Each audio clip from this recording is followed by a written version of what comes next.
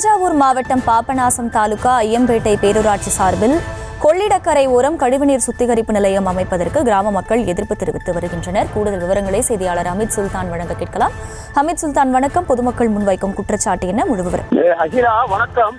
அதாவது தஞ்சாவூர் மாவட்டம் பாபநாசம் தாலுகா ஐயம்பேட்டை பேரூராட்சி சார்பில் கழிவுநீர் சுத்திகரிப்பு நிலையம் ஆரம்பிப்பதற்கு கிராம மக்கள் எதிர்ப்பு தெரிவித்து வருகின்றனர். இந்த பகுதியில பாத்தீங்கன்னா வீரமாங்குடி, தேவன்குடி, மணலூர், கணபதி ஏக்கராரம் என 10க்கும் மேற்பட்ட கிராமங்களை பார்த்தவரையும் 50,000க்கும் மேற்பட்ட பொதுமக்கள் வசித்து வருகின்றனர். இந்த பகுதி முழுவதும் கொள்ளிட கரையோரமாக அமைந்துள்ளது.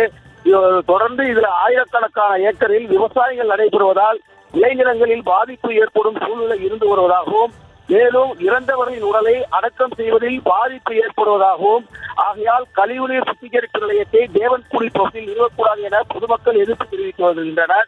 தொடர்ந்து பாத்தீங்கன்னா போலீசாருக்கும் பொதுமக்களுக்கு இடையே தற்போது வாக்குவாதம் நிலை வருகிறது.